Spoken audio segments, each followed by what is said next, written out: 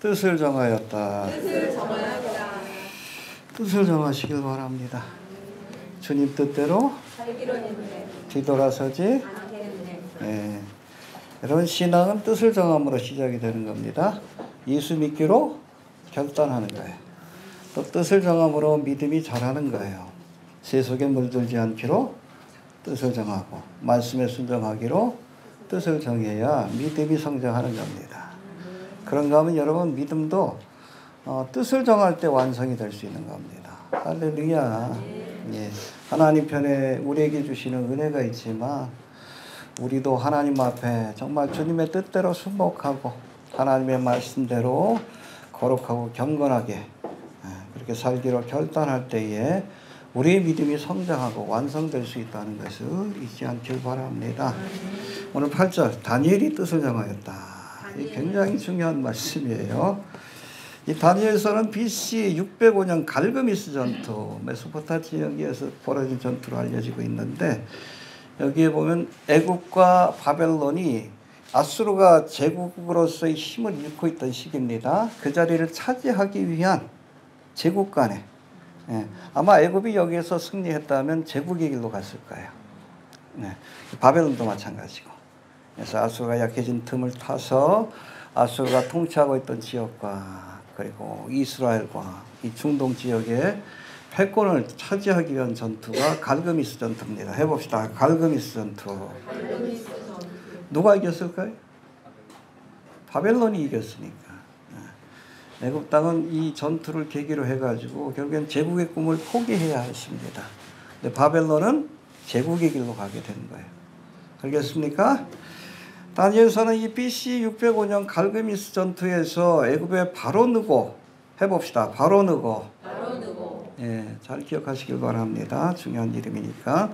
이 바로느고를 격퇴시킨 바벨론의 누굴까요? 느부갓네살 왕. 굉장히 유명한 왕입니다. 이 느부갓네살 왕이 여호야김 왕과 함께 유다 땅에 있던 왕족과 귀족들을 잡아간 1차 포로 사건 때 그때 끌려간 왕족 누구예요?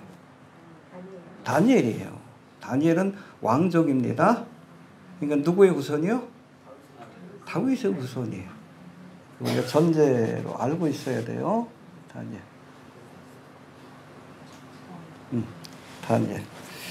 다니엘에 관한 이야기인데, 이 다니엘은 패망하는 남유다의 왕족으로서 어린 나이에, 이때가 아마 10대 사춘기 때 한 17 정도 됐을 거로 봅니다. 영재가 안 왔네. 아무튼 그 정도 나이, 그때 바벨론으로 끌려갔는데 어린 나이에 바벨론으로 끌려와서 포로 생활을 시작하였고, 그곳에서 갈대아인의 지혜와 학문을 교육받았고, 또 하나님 주신 특별한 은사로 왕들의 꿈과 환상을 해석해 주었고, 할렐루야. 벨사살 왕 그리고 느부갓네살 왕의 꿈과 몽조를 해석해 주는 일을 해 주었습니다. 그리고 또 남다른 총명함과 정직함으로 바벨론 제국에 이어 가사 제국에 이르기까지 총리 대신을 지낸 인물입니다. 70년 동안. 대단하죠? 70년 동안. 알겠습니까? 스가랴서와 함께 구약의 계시록으로 불리는, 그래서 우리가 보통 종말론을 얘기할 때 서론이 어디라고요? 다니엘서. 이 다니엘서는 전 세계 바벨론으로부터 종말의 때까지, 메시아 왕국 때까지의 역사를 객관합니다. 보여주고 있어요. 그리고 본론은 어디입니까? 요한계시록이라고 볼 수 있어요. 그리고 스가랴서는 결론이라고 할 수 있는데, 이 스가랴서는 뭐 딴 게 아니에요. 요한계시록의 이스라엘판이다. 이스라엘의 관점에서 7년 대환란을 묘사한 것이다. 그렇게 이해하시면 됩니다. 이 다니엘서에도 중요한 두 가지 환상이 있죠. 2장에 보면 무슨 환상이? 느부갓네살 왕이 보았다. 신상에 관한 금으로 된 머리. 이게 바벨론 제국 이후로부터 철과 진흙이 섞인 10개의 발가락까지, 적그리스도의 나라까지, 이방 나라에 관한 그런 역사를 개관하는 환상을 보여줬고, 7장은 뭡니까? 네 짐승에 관한. 똑같은 거예요. 2장과 7장이 같은 내용이에요. 근데 여러분 2장에서는 앞으로 펼쳐질 제국, 그렇죠? 바벨론에 이어서 페르시아, 헬라 이렇게 이어지는 제국을 아름다운 신상으로 묘사했어. 해봅시다. 아름다운 신상으로 묘사했다. 그러니까 여러분 느부갓네살이 금으로 신상을 만들어 경배하라고 한 거예요. 그때 감동을 받아가지고. 근데 여러분 7장에서는 이후로 바벨론 이후로 펼쳐질 세계 제국들, 그런 나라들, 뭐 끝에는 적그리스도의 나라까지 연결이 되는데 이걸 뭐로 표현합니까? 짐승으로. 입장이 다른 거예요. 이방인의 입장에선 그 나라가 아름다워. 이해가 되시죠? 바벨론, 느부갓네살의 입장에서 그 나라가 아름다운 제국이에요. 또 소망하는 나라입니다. 그러나 이스라엘 편에서는 그 나라들이 짐승입니다. 이스라엘 핍박하고. 이해가 되시죠? 요한계시록은 이방인의 관점에서, 스가랴는 이스라엘의 관점에서 종말의 사건을 해석한 거고, 마찬가지로 다니엘서 2장은 이방인의 관점에서 바벨론 이후 펼쳐질 세상 나라에 관한 여러 제국들에 관한 말씀이 주어졌고, 그거를 여러분 7장에서는 똑같은 환상입니다. 그래서 2장의 환상은 누가 봐? 느부갓네살이 본 거. 7장의 환상은 다니엘이 본 거예요. 유대인의 입장에서는 그 나라들이 짐승과 같은 나라예요. 이스라엘을 괴롭히고 힘들게 하고, 그 과정 속에서 하나님께서 메시아 왕국 허락하신다는 그런 내용을 알려주신 겁니다. 이해가 되시죠? 예. 자, 하나님은 다니엘이 해석하고 꿈꾼들을 통해서 바벨론 이후에 종말의 때까지 펼쳐질 인류의 역사와 또 이스라엘의 운명에 관해서 알려주셨습니다. 할렐루야. 그리고 이후로 펼쳐진 인류의 역사는 정확히 다니엘서의 예언대로 되어졌습니다. 할렐루야. 너무나 정확한 거예요. 그러니까 많은 자유주의 신학자가 이 다니엘서가 바벨론 때 쓰여진 것이 아니라, 다니엘이 쓴 것이 아니라 그 이후에 이미 로마라는 그런 나라가 세워졌을 때, 그렇죠? 예수님이 오시기 직전에 쓰여진 것이다라고 그렇게 강변을 해. 그렇지 않으면 해석이 안 돼서 그래. 너무나 정확하니까. 알렉산더에 관한 예언도 있고, 뭐 다니엘서는 아니지만 고레스 왕에 관한 그런 예언의 말씀도 있고, 너무나 정확하니까 이해가 안 되는 거예요. 근데 우리는 이해가 돼요. 하나님이 역사의 주관자이시기 때문에 그래요. 하나님이 말씀하시면 되어집니다. 하나님이 역사를 기록하셨어요. 과거의 역사뿐 아니라 미래의 역사까지. 저는 미래를 압니다. 성경에 나와 있잖아. 다니엘서에 나오는 맨 마지막 나라 10불로 묘사되기도 하고, 그렇죠? 10개의 발가락으로 묘사되는 뉴월드 오더, 적그리스도의 나라가 지금 눈앞에 와 있잖아. 저는 미래를 알아요. 환상을 보고 뭐 계시를 받아서가 아니요. 하나님이 알려주셨어요. 2600년 전에. 아니죠, 이제. 맞죠? 2600년 전에 다니엘을 통해서. 그때 예언한 말씀이 정확하게 문자적으로, 역사적으로 성취되는 과정을 우리가 보고 있는 거예요. 여러분, 이걸 제대로 공부한 사람들은 하나님을 부정할 수 없어. 믿느냐 안 믿느냐는 그 다음 문제지만 하나님이 살아계심을 느낄 수밖에 없어요. 우리가 예언서를 연구하는 이유가 바로 여기 있습니다. 해봅시다. 하나님이 역사의 주관자가 되시다. 이게 다니엘서의 주제입니다. 그래서 바벨론 이후로 펼쳐질, 언제까지? 천년왕국까지. 그 예언에 관한 모든 말씀들이 다니엘에서 객관적으로 보여지고 있다. 그렇게 이해하시면 됩니다.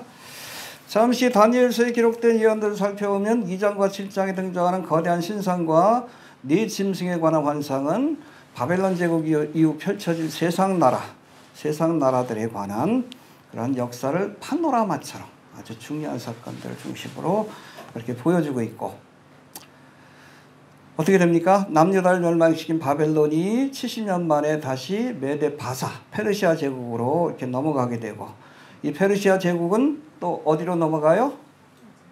헬라 제국으로 넘어가게 되고, 이 헬라 제국은 또 어디로 넘어갑니까? 로마 제국으로. 예수님 당시가 로마 제국이었고, 이 로마 제국이 망했어요? 안 망했습니다. 아직도 그 뿌리가 유럽에 남아있는 거예요. 역사 속에서 신성 로마 제국, 새로운 로마 제국을 건설하려고 하는 그 중심에 어디가 있습니까? 로마 카톨릭이 있는 거예요. 그런 시도들이 지금까지도 진행되고 있는 거예요. 그런 로마 제국과 같은 나라를 세우기 위해서 누가? 적그리스도의 세력들이, 세계 정부주의자들이 지금도 동분서주하고 그 나라가 세워집니까? 세워진다라고. 그래서 유엔에서도 보면 뭐 10개의 권역으로 나눠서 10불이죠. 10개의 발가락. 세계 정부를 세우겠다는 그런 계획을 발표했어요. 그걸 뭐라고 그 프로젝트를 뭐라고 합니까? 밀레니엄 프로젝트. 웃기는 소리야. 밀레니엄은 천년왕국인데. 성경은 그 나라가 몇 년 동안 지속된다고 그랬어요? 3년 반이에요. 그렇죠? 지네들은 세워지기만 하면 천년 만년 지속될 거라고 착각하고 있는 거예요. 근데 성경에서는 세워져. 그래. 내가 허락해 줄게. 근데 3년 반이요. 3년 반도 뚫겨 맞다 끝나는 거예요. 하나님의 진노가 쏟아집니다. 그걸 여러분 다니엘서에서 다 보여주는 거예요. 그래서 이게 신상의 비유를 보면 마지막에 10개의 발가락으로 된 철과 진흙. 이 철은 여러분 로마와 그 뿌리가 같다는 얘기예요. 진흙이 섞인. 여기 이방 나라들이 섞인 겁니다.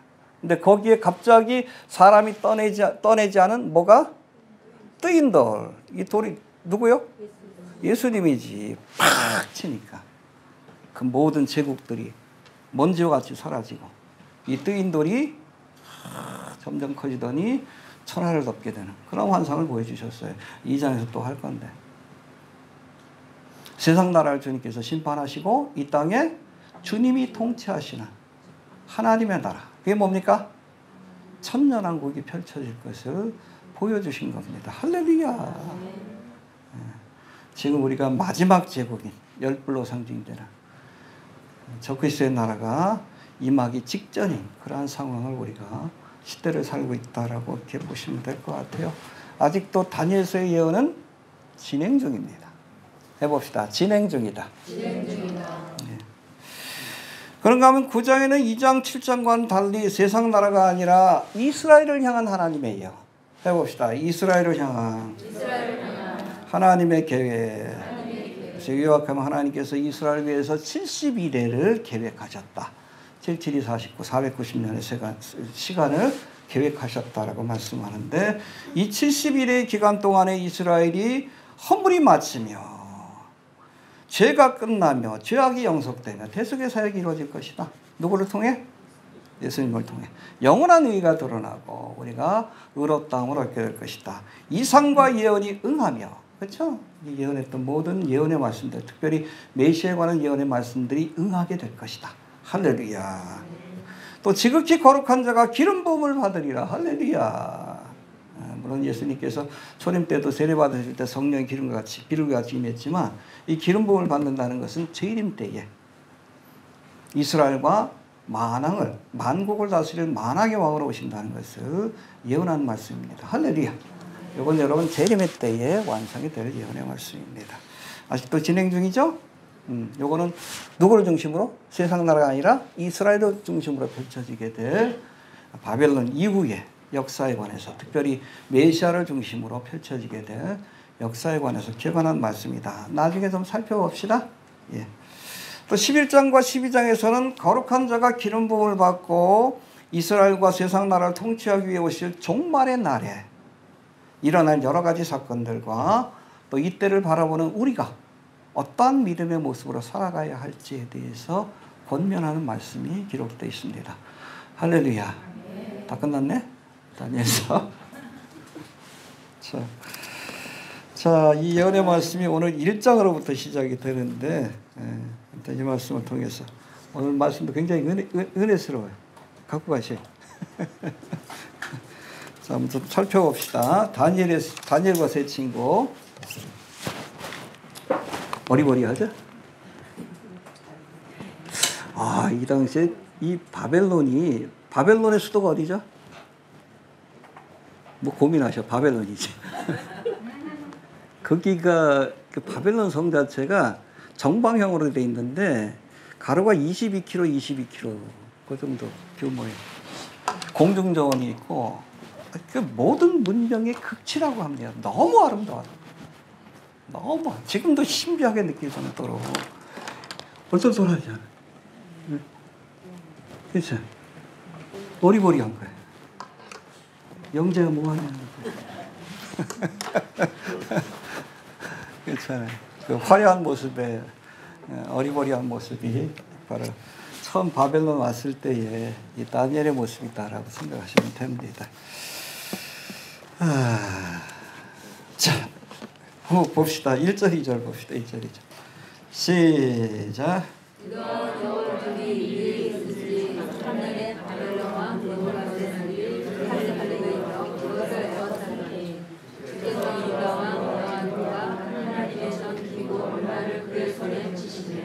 그가 그것을 가지고 신할 땅 자기 신의 묘에 이르러 그 신의 보고에 주었더라. 예, 여기 보니까 유다왕 여호야긴 해봅시다. 유다왕 여호야긴. 예, 요시아 왕의 둘째 아들로 그렇게 알려지고 있습니다. 그리고 유다의 제18대 왕. 이 당시에 여러분 유대 지역 같은 경우엔 애굽과 바벨론이 패권 경쟁을 하고 있었어요. 누가 제국의 길로 갈 것인가. 그래서 전쟁에서 아마 갈그미스 전쟁에서 애굽이 이겼으면 애굽이 제국의 길로 갔을 겁니다. 근데 그 패함으로 말미암아 결국에는 제국의 길로 가지 못하고 바벨론은 큰 제국으로 성장하는 그런 중요한 전쟁이 갈그미스 전쟁이라고 보면 되는데 1절에 소개하는 유다왕 여호야긴 해봅시다. 여호야긴. 요시아 왕. 요시아 왕은 여러분 유다에 있던 여러 왕들 가운데 히스기야와 함께 하나님 앞에 경건한 왕으로 기록된 사람입니다. 둘째 아들입니다.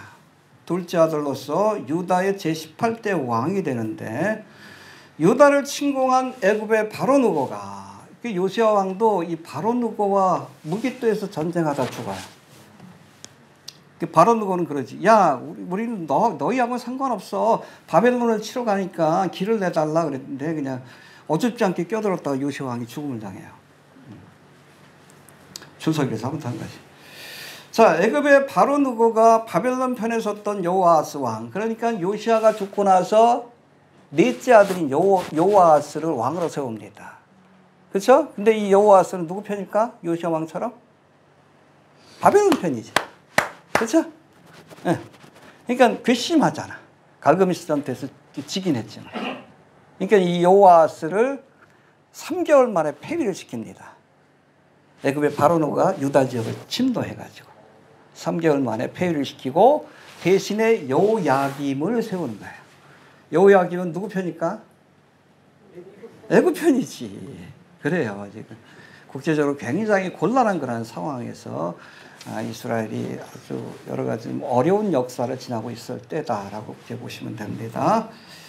자, 유다를 침공한 애굽의 바로 누고가 바벨론 편에 섰던 여호아스 왕을 애굽으로 끌고 가 죽인 뒤에 그를 대신해서 형인, 그렇죠? 여호야김은 둘째입니다. 여호아스의 요시아 왕의 여호야김을 왕으로 세웠는데 본명이 엘리야김이었지만 애굽 왕 바로 느고가 그의 이름을 여호야김이라고 바꾸어주고 어찌 보면 친애굽 정부를 세웠다, 왕조를 세웠다라고 이렇게 보시면 됩니다.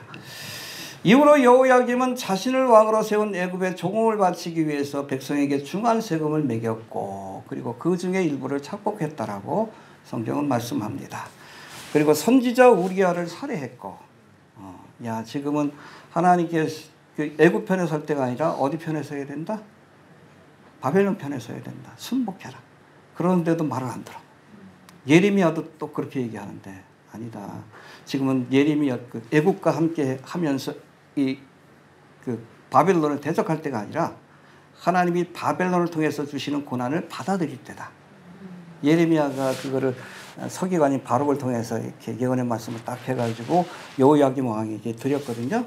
그랬더니 여호야김이 그걸 하나씩 잘라가지고 불에 태워버려요.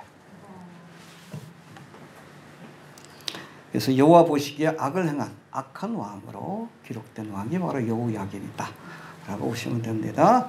이런 여호야김은 갈그미스 전투에서 애굽이 누구에게 집니까? 바벨론에게 지죠. 대표하고 유다 땅이 이제는 어디에 지배하에 들어갑니까? 바벨론의 지배하에 놓이고 이제 선지자들도 그럽니다. 야, 하나님이 바벨론을 통해서 우리를 징계하시는 것이니까 받아들여라.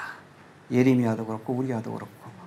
근데 이 선지자의 권유가 있었음에도 결국에는 이 바벨론의 반란을 일으켰다가 결국 바벨론의 느부갓네살에게 붙들려서 쇠사슬에 결박된 채 바벨론으로 끌려가는데 그때 누구로 데려갑니까?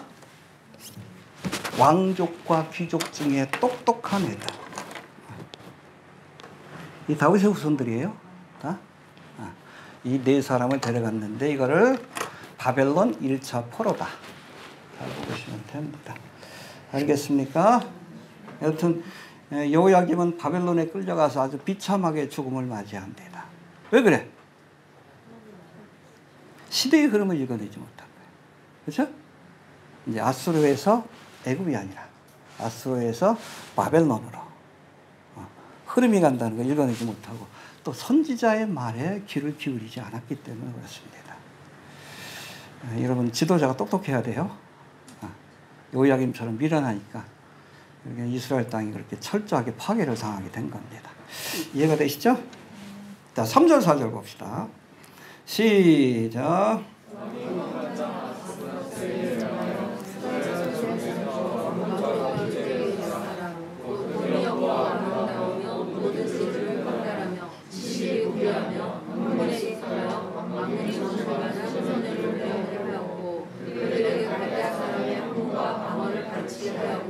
예, 여호야김을 끌려갈 때 그 함께 왕족과 귀족의 몇 사람, 몇 명 안 간 거예요. 네 사람만 갔을 수도 있습니다. 정확한 그 1차 포로 명단이 안 나오기 때문에 몇 사람 곧 흠이 없고 해봅시다. 흠이 없고 아름답고 재주를 통달하며 지식이 구비하며 학문에 익숙하고 왕궁에 모실 만한 소년. 예, 참 다 갖췄죠. 뽑고 뽑아가지고 지금은 이스라엘 땅에 가장 청명하고 귀한 그런 네 사람을 데려간 겁니다. 그들이 바로 다니엘과 세 친구다. 그렇게 보시면 됩니다. 여러분 북이스라엘은 어디에 의해서 망했죠? 아수르. 남유다는 바벨론. 근데 이 두 제국이 정복한 나라들을 다스리기 위해 펼친 정책에 차이점이 있습니다. 아수르는 어떻게 합니까? 정복한 나라에 무자비한 핍박을 가하고 그리고 혼혈 정책을 펼침으로 사마리아가 아예 그냥 혼혈이 돼버렸죠. 신앙도 그렇고 민족적으로도 그렇고. 민족적 정체성을 없애서 아수르에 복종하도록 만듭니다. 그 힘을 통해서 핍박을 통해서 아수르에 복종하게 만드는 것이 아수르 제국의 정책입니다. 이해가 되시죠? 예. 바벨론의 이와는 반대로 정복국가의 지도자들을 바벨론 수도로 데려와서 얼마나 화려합니까? 그 뛰어나고 화려한 바벨론의 문명을 보여주므로 자발적으로 바벨론에 동화되도록 만드는 정책을 펼쳤어요. 할렐루야. 할렐루야가 이제. 근데 이 정책을 사실은 헬라 제국과 여러분 그 로마도 이 정책을 활용했고 심지어 지금 미국도 이런 정책을 펼치고 있어요. 얼마나 뛰어난지 아시겠죠? 자, 남유다를 정복한 느부갓네살 왕이 남유다의 왕족과 귀족들을 데려간 이유도 바로 여기 있는데 어찌 보면 여러분 핍박을 통해서 민족의 정체성을 말살시키는 아수르의 정책보다 화려한 문명을 통해서 이걸 보여주므로 서서히 이방 문화와 종교에 동화되도록 한 바벨론의 정책이 더 위험한 겁니다. 이해가 되시죠? 스스로 그렇죠, 우상을 섬기도록 스스로 바벨론에 동화되도록 한 이게 더 위험한 거예요. 핍박보다 이게 더 위험한 겁니다. 자, 바벨론 1차 포로 때 데려온 왕족과 귀족들 가운데 몇 사람 여기 보니까 흠이 없고 아름답고 재주에 통달하고 지식이 구비하고 학문에 익숙하며 왕궁에 모실 만한 소녀. 예. 이들에게 갈대아 사람의 학문과 해봅시다. 갈대아 사람의 학문과 바벨론의 모든 지식을 전수한 겁니다. 방언을 가르치게 하고 해봅시다. 방언을 가르치게 하고. 방언을 가르치게 하고. 네, 그렇죠. 바빌론의 언어를 가르친 거예요. 몇 년 동안. 그걸 통달했어. 3년 만에. 전 아직도 영어를 잘 못하는데 3년 만에 통달했어. 그리고 바벨론의 모든 학문, 거기 있는 책들 그냥 한 번만 보면 그냥 머릿속에 탁 들어오는 거예요. 그렇죠. 대단한 천재입니다. 네 사람 다. 알겠습니까? 자, 아무튼 이 바벨론의 인재 양성 프로그램에 간택된 특별한 재능을 가진 천년에 한 번 나올까 말까. 천재들이다. 그렇게 얘기하시면 됩니다. 자, 5절 봅시다. 시작. 그들의 날마다 슬퍼서 주어 3년을 길게 하였으니 이는 그 후에 그들로 왕의 앞에 모셔 설득하려 함이었더라. 몇 년 동안 시험 기간이 주어졌어요? 3년. 3년. 이때까지 여러분 그 뭐 학사에다 석사에다 박사까지 끝내야 되는 거예요. 그리고 그 안에서도 여러분 뛰어난 그런 능력을 보여줘야 돼. 아예 갈대아어를 모르는데 3년 동안 영어 배워가지고 박사학위 따야 돼. 하버드 가서. 상상이나 할 수 있겠습니까? 얼마나 뛰어난 인재였는지. 이건 여러분 그냥 천재가 아니에요. 하나님이 성령으로 지혜를 주시지 않으면 불가능한 일입니다. 뭐 뒤에도 나오지만. 그렇게 보시면 됩니다. 예. 그리고 6절 7절 봅시다. 6절 7절. 시작. 그들 중에 유다가 곧 다니엘과 하나니와 미사엘과 사사라가 있었으니 한간장이 그들의 이름을 고쳐 다니엘을 벨드사살이라 하고 하나니는 사사라라 하고 미사엘은 메사리라 하고 아사라는 아벤누고라고 하였더라. 예, 일제강점기 때 일본 사람들이 우리나라 백성에게 요구한 게 뭐죠? 창씨개명. 아이덴티티를 없애는 거예요. 조선인이랑 한국 사람이랑 일본인처럼 똑같은 과정입니다. 유대인으로서의 아이덴티티를 없애서 바벨론 사람으로 막 만들기 위해서 이름을 바꾼 겁니다. 이름은 그 사람의 아이덴티티예요. 언어와 함께. 언어도 바꾸게 하고 이름도 바꾸게 한 겁니다. 정체성을 바꾸려고 한 거예요. 자, 그렇게 이름을 바꾼다는 것은 유다 민족의 정체성을 없애고 바벨론이라는 새로운 정체성을 심어주기 위한 작업이라 할 수 있는데, 구체적으로 이 다니엘은 무슨 이름으로? 벨드사살. 이 다니엘이 이름의 뜻이 뭡니까? 하나님이 심판하신다. 다니엘. 아니면 하나님이 판단하신다 라는 뜻입니다. 근데 그 이름을 벨드사살. 벨은 여러분 바벨론이 다신교 국가니까 그 우상 중에 하나입니다. 이 벨드사살이라는 것은 벨이라는 우상이 그의 생명을 보존해 준다. 그런 뜻으로 바꿔놓은 겁니다. 그리고 하나냐는 무슨 뜻입니까? 하나님은 자비롭다. 해봅시다. 하나님은 자비로우시다. 근데 그 이름을 뭐로 바꿨어요? 사드라. 근데 그 이름의 뜻은 태양의 영감을 받은 자다. 그런 뜻으로. 태양을 숭배했으니까. 이분으로부터 나중에 태양신을 숭배되죠. 그리고 미사엘은 해봅시다. 하나님과 같은 분이 누구인가? 하나님같이 위대한 분이 누구인가? 미사엘. 그런 뜻이에요. 근데 그 이름을 뭐로 바꿨습니까? 메사. 이 메사이라는 것은 이 이름의 뜻은 뭔가 하면 아쿠신과 같은 분이 어디 있느냐. 아쿠도 우상이에요. 비슷하게 바꿨는데 하나님 대신 우상의 이름으로 이렇게 집어넣은 거예요. 그 다음에 아사레는 하나님께서 도우신다는 뜻입니다. 해봅시다. 하나님께서 도우신다. 근데 이것도 이름을 뭐로 바꿨습니까? 네, 아벤누고라는 것은 느고의 종이라는. 느고도 우상이에요.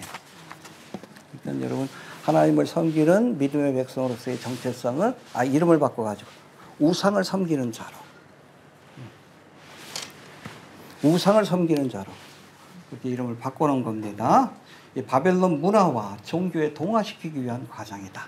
언어를 바꾸고 그리고 아이덴티티인, 개인 아이덴티티인 이름을 바꿔서 바벨론에 동화시키기 위한 그런 전략을 썼다는 겁니다. 자, 오늘 본문을 보면 다니엘과 세 친구를 간택하여 교육시킨 사람이 누구요? 직책이 뭐요? 그래서 다니엘도 환관이 되었을 것이다 라고 보는 것이 정설입니다. 거절을 당한 거예요. 성경 어디에도 다니엘이 부인에 관한 이야기 없죠. 자식에 관한 이야기 없죠. 17살에 거절을 당했다고 생각해요.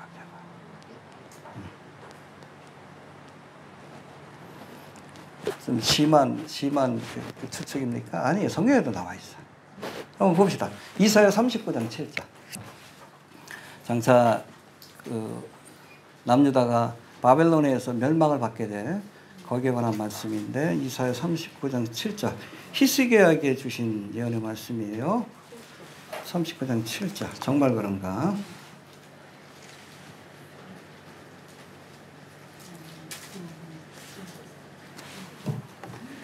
봅시다. 시작. 또 내게서 날 자손 중에서 몇이 사로잡혀 바벨론 왕궁에 환관이 되리라 하셨나이다. 환관이 되리라. 누구에게 준 말씀? 히스기야. 히스기야의 후손 아니야. 왕족. 다윗의 후손. 그렇죠? 뭐 화려함에 우리가 저거 하는데 여러분 어린 나이에 끌려가가지고 언어를 잃어버리고 이름을 잃어버리고 거세까지 당했다냐. 그죠?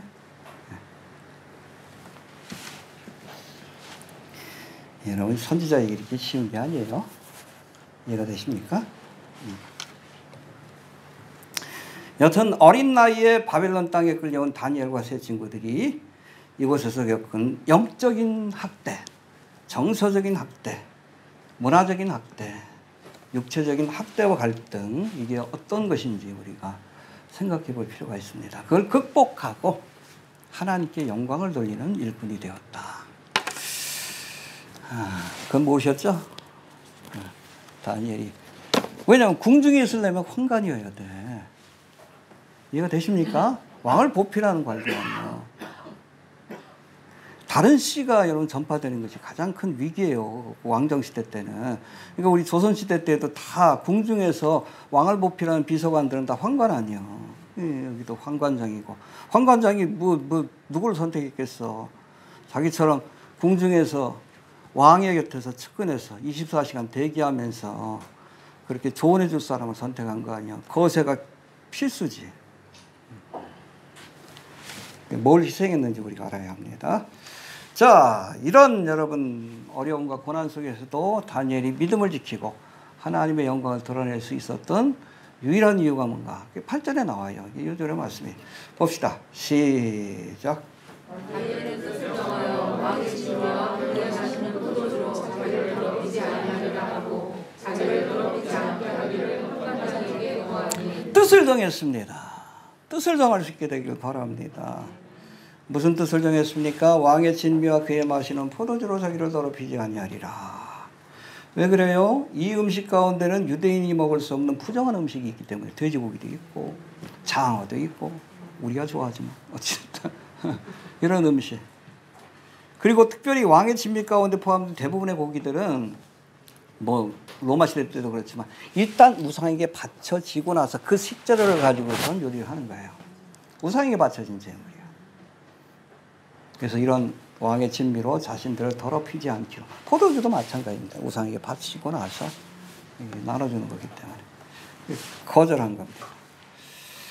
여러분 이 다니엘은 느부갓네살 왕의 특별한 간택을 받고 비록 환관을 선택되긴 했지만 특별한 선택을 받은 거예요. 바벨론 땅에서 출세할 수 있는 큰 기회를 얻었지만 어찌 보면 조금만 양보하고 타협하면 출세의 길이 보장된 겁니다. 해봅시다. 양보하고 타협하면 출세가 보장되었다. 하지만 다니엘은 그 어떤 부귀영화가 주어진다 할지라도 신앙의 정의들을 굽히지 않겠다라고 결단한 거예요. 주님 뜻대로 결단해야 합니다. 가끔 보면 믿음이 좋다고 알려진 연예인 가운데서도 너무 쉽게 세상과 타협하는 모습을 보이는 경우들은 많잖아. 그렇죠? CTS에서 뭐 감정 프로그램이 있잖아. 내가 매일 기쁘게. 신현준 씨가 그 사회를 보는데 MC를 맡고 있는데 어느 날 보니까 뭐 채널 A인가요? 거기 예능 프로그램에 템플스테이를 하더라고. 아, 뭐 하는 짓인가 모르겠어요. 여러 곳에서 뭐 지적하니까 우리 블로그에서도 지적한 적이 있는데 그냥 구차한 변명으로. 본인이 사과도 안 했어. 출연진들이 사과를 했어. 내가 매일 기쁘게. 별일 아닌 것처럼 여겨요. 거기서 가부좌를 틀고. 또 최근에 온누리교회 다닌다고 알려진 누구? 박보검. 예전에 이단교회였는데 최근에 온누리교회 다녀요. 믿음이 좋다고 알려졌는데 이번에 화보를 낸 거 보니까 여기다 뿔처럼 에르드라는 화보인데 캐대요. 갓쓴 모습. 저승사자 연상이 되잖아요. 거기다가 인증을 해요. 에르드 사진 화보지로 전시회. 왜 그래요? 조금만 타협하면 부귀영화가 주어지기 때문에. 다니엘은 그렇게 하지 않았습니다. 어떤 세상에 부귀영화가 주어져도 세속에 물들지 않기로, 타협하지 않기로 결단했습니다. 할렐루야. 여러분, 성도의 삶의 목표가 뭡니까? 출세예요. 어? 나도 다니엘처럼 높아져가 하나님의 영광. 이건 핑계예요. 자기 욕심을 숨겨놓은 거지. 그리스도인들의 삶의 목표 하나요. 뭐요? 내가 거룩하니 성화합니다. 이해가 되셔요? 다니엘의 삶의 목표는 하나예요. 내가 거룩한 하나님의 백성으로서 살겠다. 하나님이 다니엘을 사랑하시지. 이해가 되시죠? 출세가 삶의 목표가 되고 인생의 목표가 되면 타락합니다. 바벨론과 타협할 수밖에 없어요. 다니엘처럼 우리가 뜻을 정합시다. 주님 뜻대로 거룩해지기 위해서. 내가 거룩하니? 성도의 삶의 유일한 목표는 거룩입니다. 거룩하기 위해. 성도란 이름에 합당한 삶을 살기 위해 애쓰시길 바랍니다. 예. 자, 다니엘이 BC 605년 1차 포로로 바벨론에 끌려갔다면 이후로 8년 뒤인 BC 597년 해봅시다. BC 597년. 그때 2차 바벨론 포로, 2차로 바벨론에서 그 유대 사람들을 끌어갔어요. 이때는 여러분 다니엘의 케이스하고 좀 다르게 이 바벨론을 중흥시키기 위해서 일할 수 있는 사람들, 기술자들을 다 데려간 겁니다. 그때 끌려간 사람 중에 하나가 누구예요? 에스겔입니다. 네. 이게 바벨론 강가에서 막 통곡하였다 뭐 그런 말씀이 나오잖아요. 그때. 근데 8년 차입니다. 그러니까 여러분 다니엘하고 에스겔이 나이가 비슷하다라고 보시면 돼요. 이미 다니엘은 끌려간 지 한 8년 됐으니까 알려진 사람이긴 하지만 아무튼 이렇게 끌려갔는데 이런 에스겔이 쓴 예언서인 에스겔 14장 14절하고 20절에 보면 흥미로운 말씀이 나와요. 이 에스겔이 같은 시대의 사람이고 연배도 비슷하잖아. 이 다니엘을 노와 욥과 함께 하나님의 의인으로 소개합니다. 얼마나 대단했는지 알겠죠? 같은 친구야. 뭐 8년 전에 왔지만 공식 석상에서 한 5년 일했지. 근데 노와 욥과 함께 이 다니엘을 하나님의 의인으로 소개해요. 얼마나 탁월한 사람인지 알겠죠?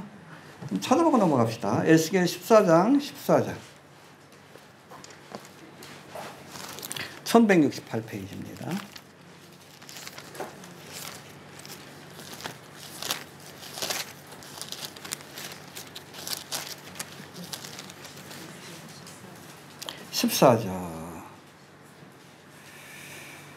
자, 자, 13절부터 봅시다. 12절부터 봅시다. 12절부터 14절까지. 시작. 여호와의 말씀이 또 내게 임하여 가라사대 인자야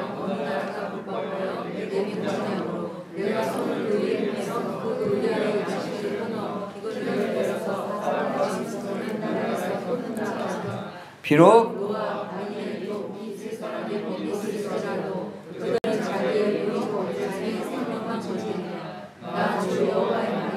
하나님이 인정하시는 의인입니다. 약관의 20대 중반의 나이인데, 그렇죠? 나이의 연소함을 우리가 핑계대면 안 됩니다. 하나님이 네 믿음은 놓아.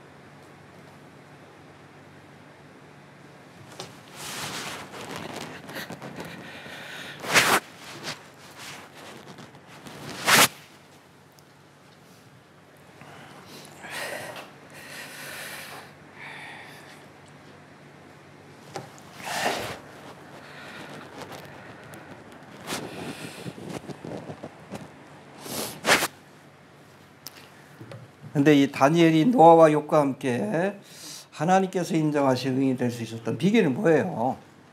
뜻을 정했기 때문입니다. 뜻을 정했기 때문에. 뜻을 정합시다.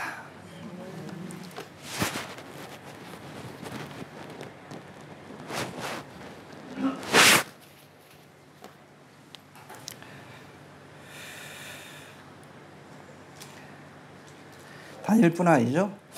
어부 베드로가 사도 베드로가 될 수 있었던 것은 예수님을 따르기로 결단했기 때문이에요. 이해가 되십니까? 엘리사가 엘리야를 따르기로 결단했을 때 엘리야의 갑절의 영감을 받고 위대한 선지자의 길을 간 겁니다. 해봅시다. 뜻을 정하자. 뜻을 정하자.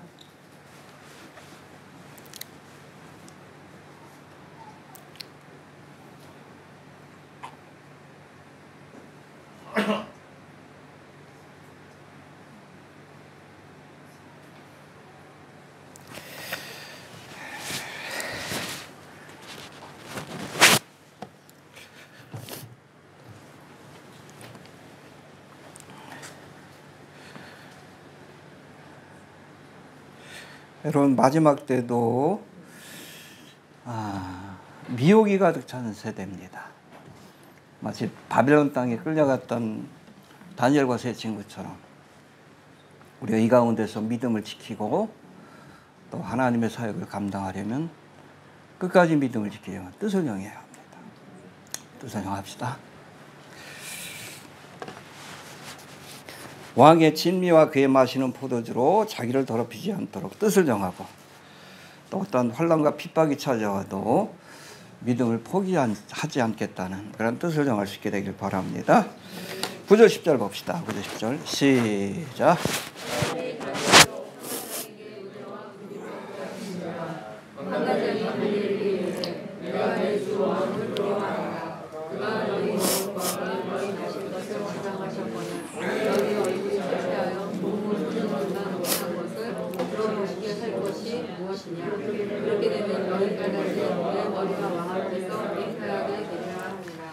이 왕의 진미와 포도주를 거절하는 것은 다니엘 개인적인 일이 아니에요. 해봅시다. 개인적인 일이 아니라 알려지게 되면 누구에게까지 화가 미칩니까?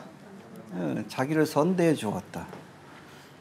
사랑해 주고 아껴 주었던 은혜를 베풀고 긍휼을 베풀었던 황관장에게도 위기가 닥칠 수 있는 공적인 문제입니다. 해봅시다. 공적인 문제였다. 이 다니엘이 왕의 진미를 거절하고 채식만 하다 얼굴이 초췌해지는 일이 생긴다면 그 책임이 누구에게? 황관장에게 돌아갈 수밖에 없기 때문에 그래요. 이처럼 다니엘이 황관장의 입장을 생각했다면, 그리고 황관장과의 인정을 생각했다면 내리기 힘든 결단입니다. 그러나 다니엘은 사사로운 인정에 매여 믿음을 포기하지 않겠다는 결단을 했습니다. 쟁기를 들고 왜 뒤돌아봐? 가족들이 있으니까. 인정에 매이면 믿음의 길을 갈 수 없습니다. 전에도 얘기 들었지만 일본 순사들이 신사참배하는 목사들을 불러다가 마지막에는 어떻게 했어요? 가족들을 동원했어. 부인을 데리고 오고, 며느리를, 애들을 데리고 오고. 이 부인이 뭐라 그래? 당신 죽으면 우리 애들하고 어떻게 사냐고. 또 노무를 데리고 와가지고, 야, 네가 죽으면 나도 같이 간다. 마지막에 이 인정 때문에, 사사로운 정 때문에 신사참배를 거부했다가 결국엔 신사참배한 목사들이 상당수가 있어요. 근데 주기철 목사님은 끝까지 거부했지. 어떻게 거부할 수 있었어요? 그 사모님이 그랬잖아. 당신 살아 돌아오면 내 남편이 아니다. 여러분, 인정에 매이면 사명의 길을 갈 수 없습니다. 네. 뜻을 정할 수 있게 되기를 바랍니다. 왕의 진미로 자신을 더럽히지 않기로, 세상이 주는 진미로 더럽히지 않도록, 또 인정에 매이지 않도록 뜻을 정해야 우리가 다니엘과 같은 믿음의 길을 갈 수 있음을 기억할 수 있게 되길 바랍니다. 자, 11절부터 16절까지 길지만 한번 봅시다. 11절부터 16절까지 시작.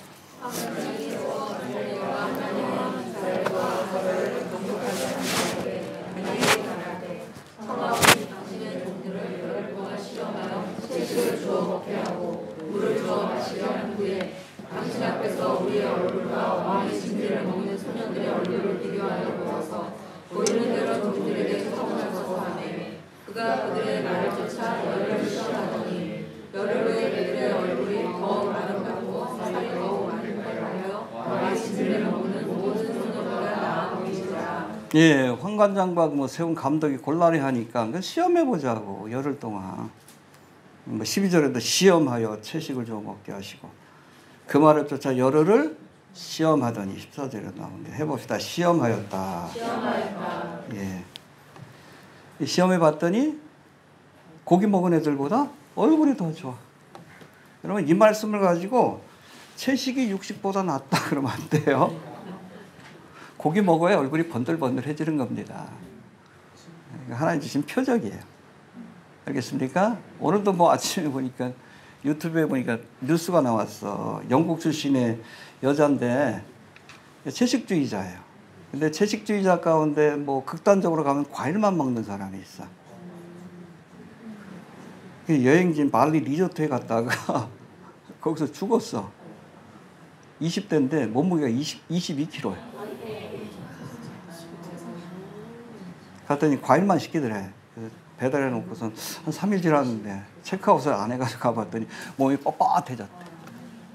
여러분, 채식만 먹으면 그렇게 돼요. 고기 좀 드세요. 하나님 먹으라고 하신 겁니다. 알겠습니까?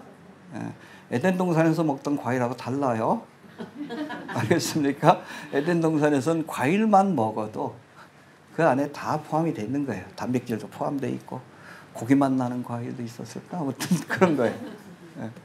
천연왕국 가면 뭐 이제 생명나무실가 또 등장을 하는데, 여튼. 근데 하나님께서 노아의 홍수 이후 육식을 허락하십니다.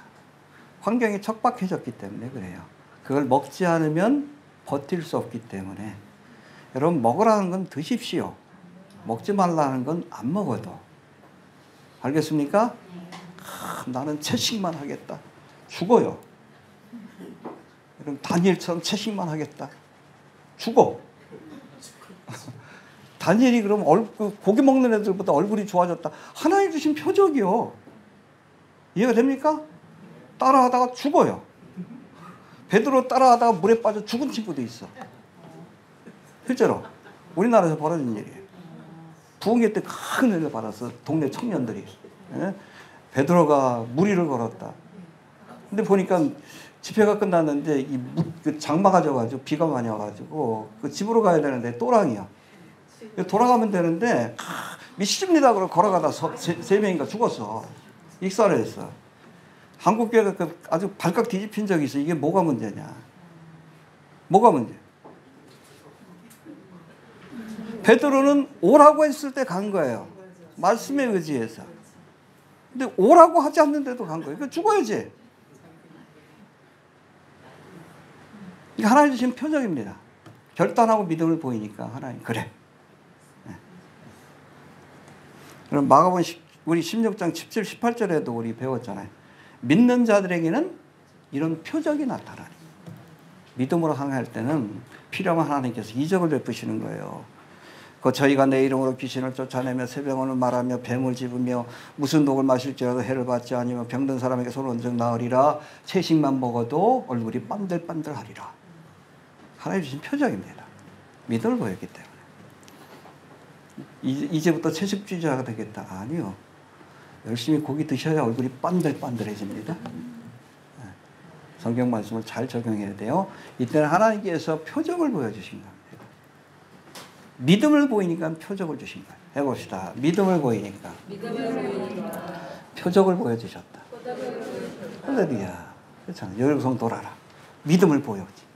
네? 6바퀴, 마지막 7바퀴. 이렇게 여리고성이 무너졌잖아. 표적을 보여주신 거예요. 믿음을 보일 때 표적을 보여주십니다. 이해가 되시죠? 어줍지 않게 흉내내면 안 돼요? 고기 드세요? 이따 뭐 냉삼 같은데 잘 드시고 가시길 바랍니다. 점심때.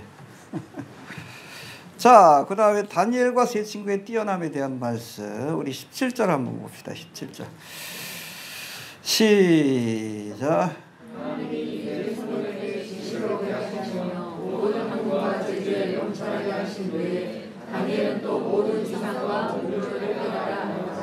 예, 여러분 다니엘과 세 친구들이 이게 얼마나 기가 막힌 일인가.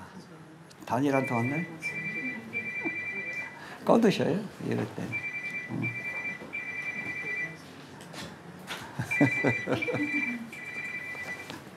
네.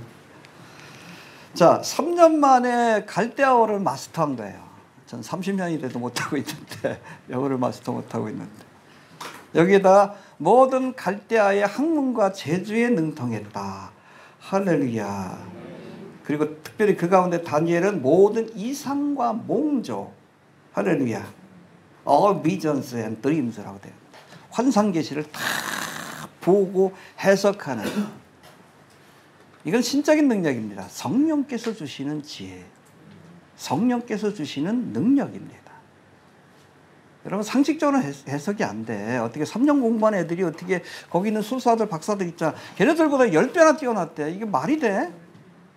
성령께서 은혜를 주셨기 때문에 그래요. 할렐루야. 여러분 이사야 11장 2절에 보면 성령을 뭐라고 묘사합니까? 좀 찾아보고 갑시다. 이사야 11장 2절.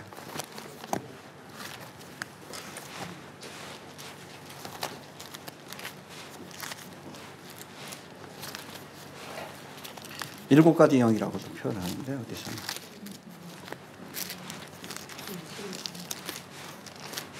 몇 페이지예요? 11장 2절. 11장 2절. 찾아보고 넘어갑시다. 자, 1절이죠. 1절부터 봅시다. 21장 1절. 시작.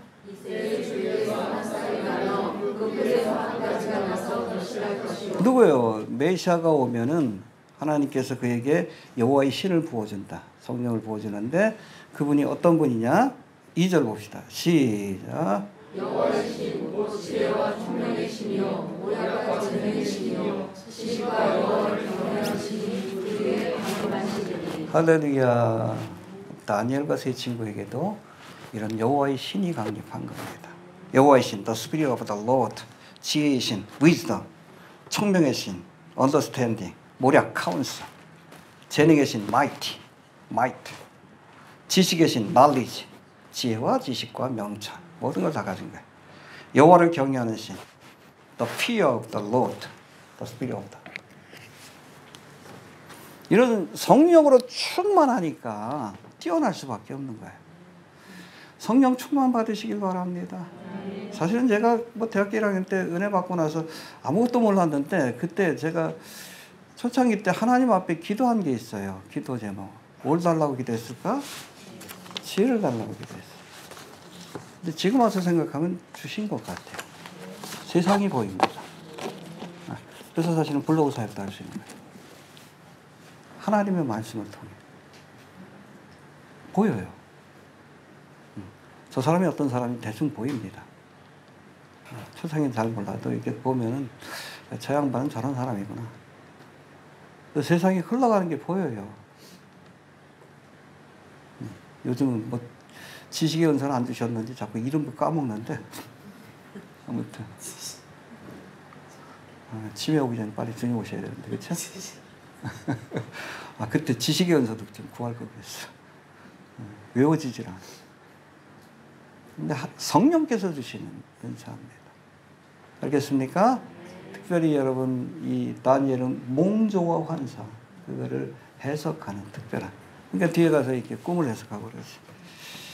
믿습니까? 성령 받아야 합니다. 예수님 뭐라고 했어요? 오직 성령이 너에게 임하시면 너희가 권능을 받고 비로소 예루살렘과 온 유대와 사마리아 땅까지 이런 내 증인이 될 수 있다. 성령이 주시는 지혜를 구하십시오. 그래야 세상을 분별할 수 있고 마귀의 미혹을 물리칠 수 있고 다니엘과 같은 그런 지혜로운 사람들 될 수 있기를 바랍니다. 18절부터 20절까지 봅시다. 시작. 왕이 명한다. 그들을 불러들이 기량이 있으므로 허가들이 그들을 데리고 모든 가나살 앞으로 들어갔더니 왕이 그들과 말하여 보내 우리 중에 다니엘과 하나나와 미사엘과 아사랴와 진자 없으므로 그들로 왕 앞에 모시게 하고 왕이 그들에게 오늘을 묻는 중에 그 지혜와 총명이 온 나라 박수와 그들에게 신실한 줄 아니라. 신기하잖아요. 이 어리버리한 애들도 3년 가르쳤는데 그 왕과 술객과 박수들은 뭐요? 평생 공부한 애들이야. 근데 걔네보다 지식과 총명이 10배나 뛰어났대. 대단합니다. 대단해. 이게 어떻게 가능합니까? 하나님이 함께 하셨기 때문에. 있습니까? 여러분 지금도 유대인들의 뛰어남은 전 세계적으로 알려져 있어요. 뭐 노벨상이 한 33%. 전 세계 인구로 따지면 한 0.1%밖에 안 되는데. 왜 그렇게 가능해? 하나님이 함께 하실 때. 또 신명기에도 보니까 하나님이 함께 하실 때 너희가 머리가 되고 꼬리가 되지 아니하리라. 뛰어나게 하신다. 할렐루야. 다니엘과 세 친구가 이렇게 뛰어날 수 있었던 것은 딴 거 아니야. 뭐 뇌가 크고 머리가 크고 아니요. 하나님이 함께 하셨기 때문에. 우리도 하나님이 함께 하시면 다니엘 같은 지혜로운 자가 될 줄로 그렇게 믿습니다. 그야말로 군계 일학이요 낭중지추라고 딱 박수들 딱 했는데 다 닭대가리 같아 다. 근데 학한 말이야. 낭중지추. 주머니 속에 추를 넣어봐. 티가 나지. 하나님이 함께 하심으로 이렇게 뛰어난 자들이 될 수 있었다. 알겠습니까? 하나님 주신 은혜라고 보시면 됩니다. 마지막으로 21절 봅시다. 시작. 여러분 느부갓네살 왕으로 인해서 바벨론 제국이 시작이 됐는데 몇 년 동안 지속이 됩니까? 바벨론 제국이? 고레스 왕 원년까지 70년이에요. 그 70년의 기간 동안 다니엘이 관료로서 일한 겁니다. 17세에 불려왔다면 87세까지. 우리 충호도 그때까지 일해야 되는데. 하여튼 바벨론 포로 모든 기간 동안 그야말로 바벨론뿐 아니라 이어지는 바사 제국에서도 총리 대신을 할 만큼 아주 뛰어난 일꾼이었다. 또 모든 왕들이 귀히 여기는. 근데 그게 뭡니까? 어디로부터 시작이 됐어요? 다니엘이 뜻을 정한 그 사건으로부터 시작이 되었다는 거 우리가 좀 기억하고, 이름만 다니엘로 짓지 말고 다니엘처럼 살아야 돼요. 그래야 다니엘과 같은 은사를 주시고 은혜를 주십니다. 다니엘이 뭘 희생했는지 아시겠죠? 얼마나 많은 것을 희생했는가. 죽을 각오로 한 거예요. 그러니까 하나님이 표적을 보여주신 거지. 자꾸 그냥 피상적으로 다니엘과 같은 자녀를 주옵소서. 무서운 거예요. 뭐 사춘기 때 거세시킬 거예요? 심각한 거예요. 다니엘과 같은 사람이 되게 없어서 거세부터 하고 하라 그러지. 모든 걸 포기한 겁니다. 믿음을 위해서. 믿음을 위해서. 그러니까 하나님이 표적을 보여주신 거예요. 너무 쉽게 보지 맙시다. 자꾸 피상적으로 기도해. 하지 말아요. 자신 없으면 다니엘 입에도 꺼내지 마라. 무서운 사람이야, 이 사람. 오직 하면 약관의 나이에 하나님이 인정하시겠어. 노아와 욥과 함께 의인이라고. 이 정도는 돼야지 이렇게 인정을 받을 수 있는 겁니다. 가서 뵈면 형님 한번 하셔야 가서. 형님 좀 대단하십니다.